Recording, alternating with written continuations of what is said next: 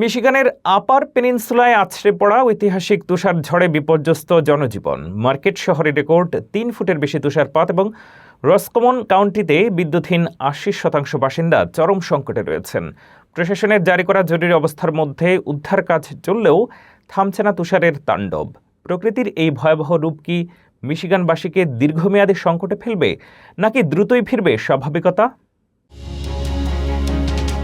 যুক্তরাষ্ট্রের মিশিগান অঙ্গরাজ্যের আপার পেনিনসুলা এখন প্রকৃতির এক ভয়ঙ্কর তাণ্ডবের সাক্ষী। গত কয়েক দশকের সমস্ত রেকর্ড চুরমার করে দিয়ে আঘাত হেনেছে এক ঐতিহাসিক তুষার ঝড়। মার্কেট শহর সহ বিস্তীর্ণ এলাকা এখন ৩ থেকে ৪ ফুট তুষারের নিচে কার্যত চাপা পড়ে আছে।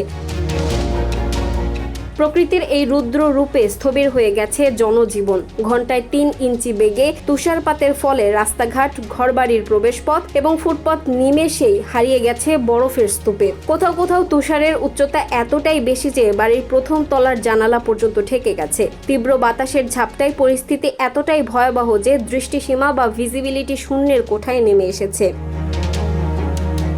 সবচেয়ে ভয়াবহ অবস্থা রসকমন কাউন্টিতে। এখানে প্রায় ৮০%-এরও বেশি মানুষ বিদ্যুৎহীন হয়ে পড়েছেন। গাছ উপড়ে পড়া এবং ভারী বরফের চাপে বিদ্যুৎ সঞ্চালন লাইন বিচ্ছিন্ন হওয়ায় পুরো এলাকা এখন অন্ধকারে।